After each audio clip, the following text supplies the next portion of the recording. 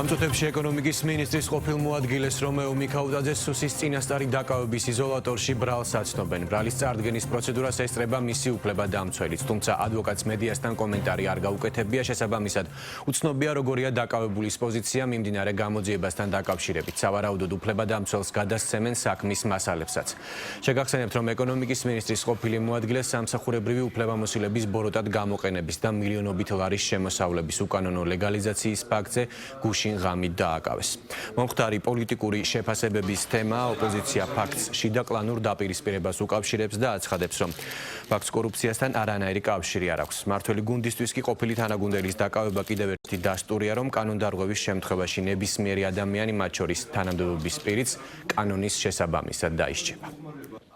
რომეო მიქაუტაძის დაკავება საერთოდ არავითარ კავშირში არ არის კორუფციასთან ბრძოლასთან. ეს იყო პირი, რომელიც ღარიბაშვილის პრემიერ-მინისტრობის დროს იყო შავი სალაროს მთავარი ხაზინადარი და როგორც ჩანს, ქართველი ხალხისთვის მოპარული ფული ერთი ჯიბიდან ახლა კობახიძემ მეორე ჯიბეში უნდა გადაიდოს. ეს არის შიდა კლანური დაპირისპირება.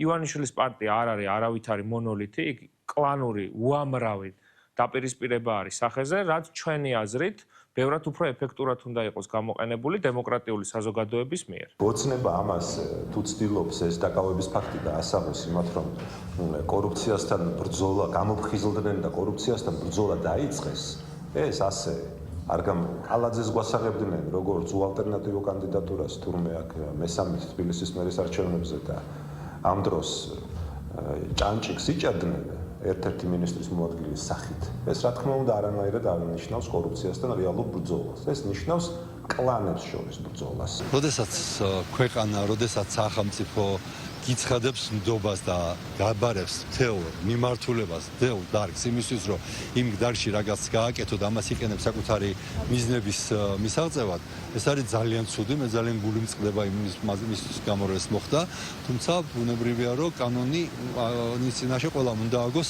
პასუხი. ზოგჯერ სამწუხაროდ კანონის წინაშე პასუხისგება ხდება გვიან, მაგრამ საბოლოოდ ყველას მოუწევს პასუხის გაცემა. საზოგადოება კარგად იცის ჩვენი კურსი და ჩვენი მიდგომა კორუფციასთან მიმართებით.